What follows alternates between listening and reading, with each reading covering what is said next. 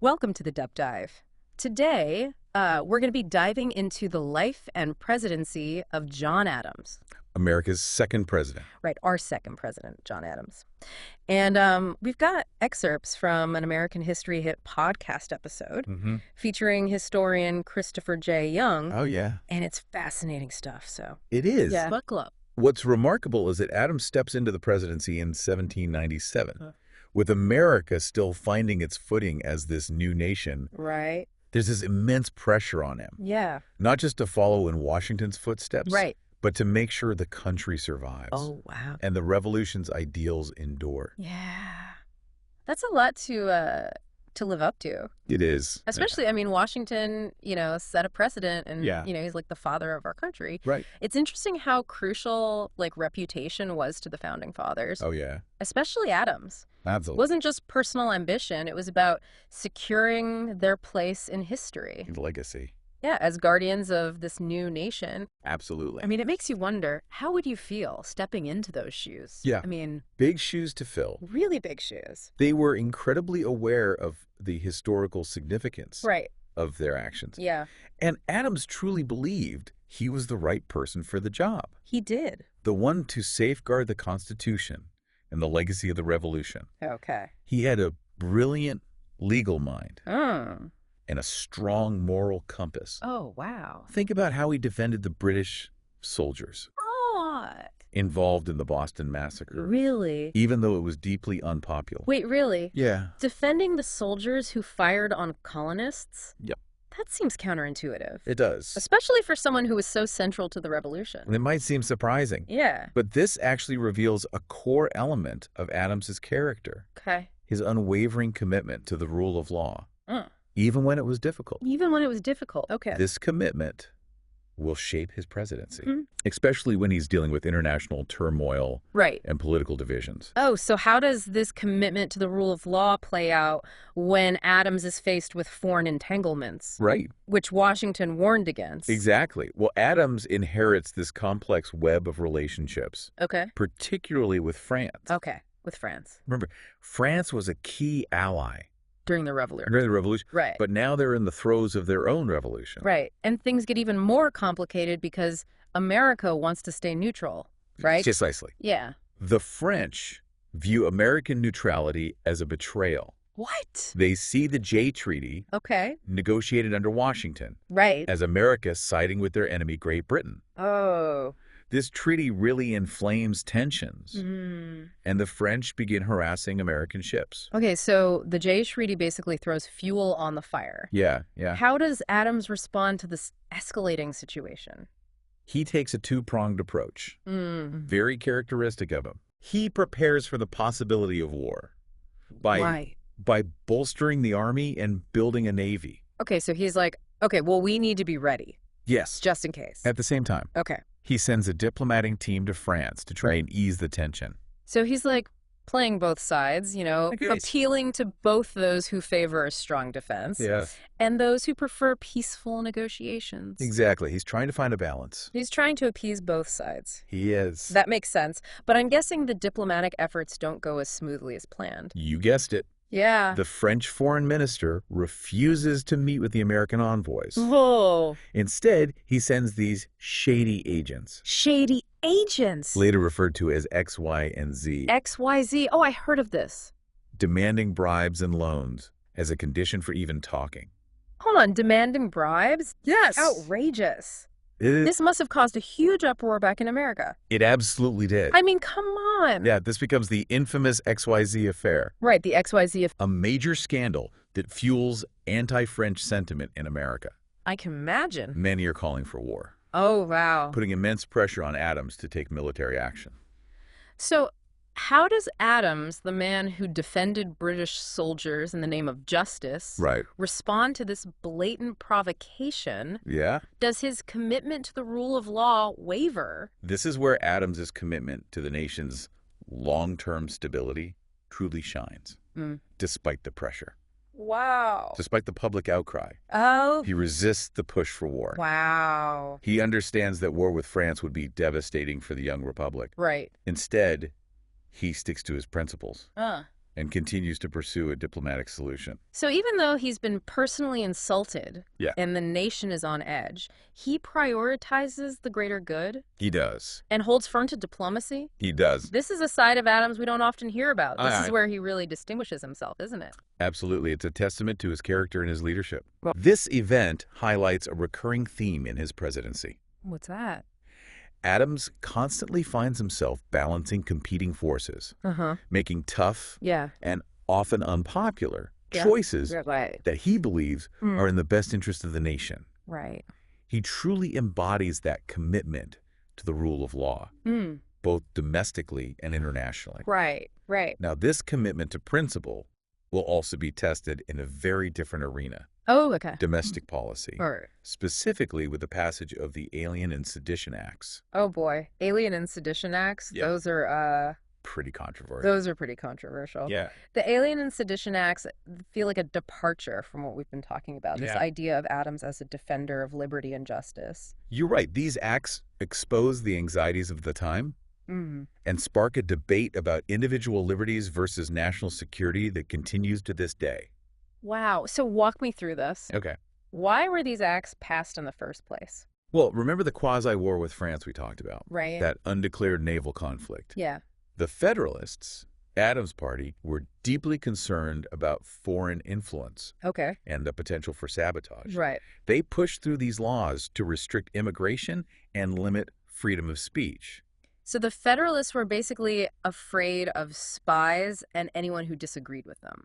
Essentially, yes. Okay. And to understand the full impact of these acts, Okay. we have to look at the political landscape at the time. Okay. The Federalists, like Adams and Alexander Hamilton, Right. favored a strong central government. Okay. The Democratic Republicans, Right. led by Thomas Jefferson and James Madison, Right. championed states' rights and a more limited federal government. Okay. So you have these two opposing viewpoints. Yeah, And the Federalists used the quasi-war as an excuse to target their political opponents. right. The Democratic Republicans. That's one interpretation. Okay. The Alien Act increased the residency requirement for citizenship from 5 to 14 years Right. and gave the president the power to deport any immigrant deemed dangerous. The Sedition Act criminalized any false, scandalous, and malicious writing against the government. So that sounds like a direct attack on the First Amendment, It was, guaranteeing freedom of speech and the press. and it was primarily used to silence critics of the Adams administration, Oh, wow. mainly those aligned with the Democratic Republicans. Oh, so they were really going after those guys. They then. were. Newspapers were shut down, Wow. editors were jailed, and dissent was stifled. I can see why this is considered a dark chapter in American history. It is. It directly contradicts the ideals of the Revolution. Yes, it does. How could Adams, who fought so hard for independence and individual liberties, support these acts? It's a complicated issue, Yeah. and historians still debate Adams' motivation. I bet. Some argue he was influenced by the fear and paranoia of the time, Okay. or pressured by members of his own party. Others believe he genuinely saw these acts as necessary to protect national security during a crisis. It's almost like he's caught between a rock and hard place. Yeah. He's trying to uphold the principles of the Constitution, but he's also facing real threats, both foreign and domestic. Yeah, it's a dilemma that leaders still face today. It really is. Exactly. And this episode also highlights the ongoing tension between federal power and states' rights. Okay. Jefferson and Madison, outraged by the Alien Sedition Acts, Right. fought back with the Kentucky and Virginia resolutions. Okay. These documents argued that states had the right to nullify federal laws they deemed unconstitutional. So these resolutions were like a direct challenge to the authority of the federal government. Yes, and they laid the groundwork for the concept of states' rights. Good. That would become a major point of contention throughout American history, Mm. ultimately leading to the Civil War decades later. It's amazing to think that seeds of such a major conflict were sown during Adams's presidency. It just shows how complex and interconnected history really is. Absolutely. And here's another layer of complexity. Okay. Despite being a Federalist, Adams often acted as a moderating force between the two increasingly polarized parties. Interesting. He kept some of Washington's cabinet members who were Federalists, Okay. but he also tried to appoint Republicans to key positions, showing a willingness to work across party lines. So he wasn't a hardcore Federalist. In many ways, he was an accidental centrist. An accidental centrist. I like that. He believed in a strong national government, Uh-huh. but also understood the importance of individual liberties and states' rights. Oh. This made him unpopular with both sides at times. Oh, really? Too moderate for the Federalists, Okay. and too willing to compromise for the Republicans. Oh, wow. That makes me think of Adams being the first president to live in the White House. It was still under construction then, right? It was. It seems symbolic of his presidency. It does. This grand vision, but still a work in progress. That's a great observation. Thanks. The image of Adams living in this unfinished, leaky mansion Right. perfectly captures the state of the nation at the time. Full of potential, but still very much under construction. Yes. And Adams was right there in the middle of it all, Yeah. literally shaping the future of the presidency. And then amidst all of this, navigating a potential war, political divisions, Right. and living in a half-built White House, George Washington dies. Imagine the weight of that moment. Oh, yeah. Washington, the revered father of the nation, is gone.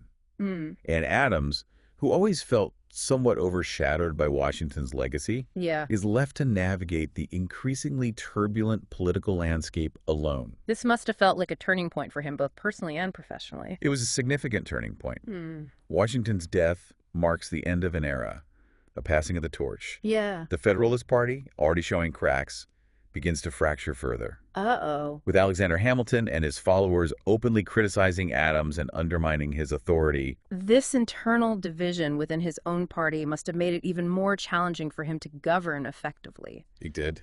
Did this infighting contribute to his defeat in the 1800 election? It certainly played a role. Mm-hmm. Adams loses to his own vice president, Thomas Jefferson. Wow.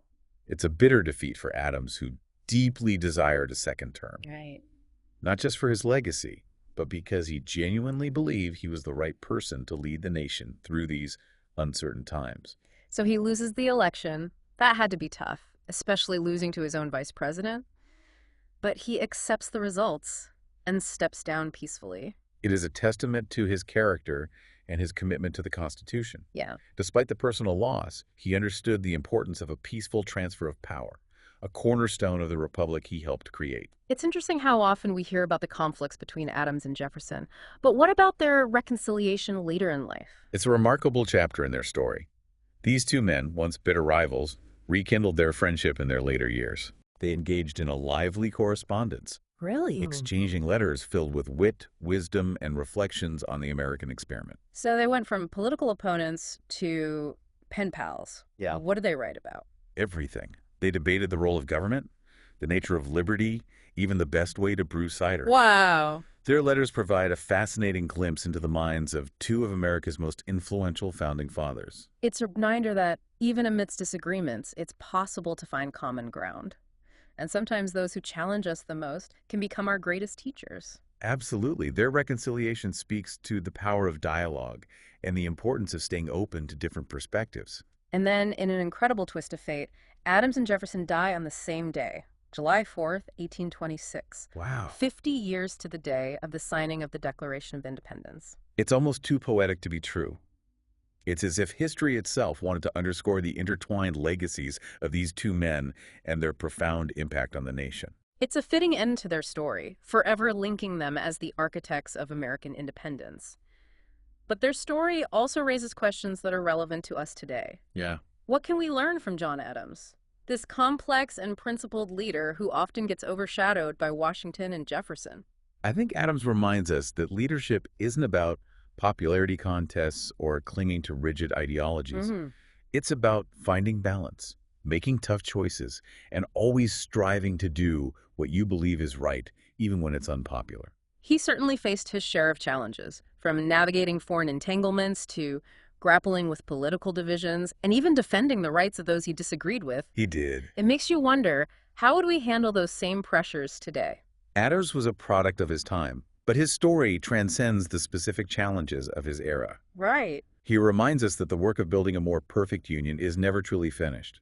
It's an ongoing process that requires constant vigilance, a willingness to compromise, and a commitment to the rule of law. He also reminds us that history isn't just about the big events and famous names, but about the choices made by individuals, the quiet moments of courage, and the enduring power of dialogue. So what stands out to you about John Adams? What lessons do you think we can apply to our own lives and our own time? John Adams, despite being sometimes overlooked, played a vital role in shaping the America we know today.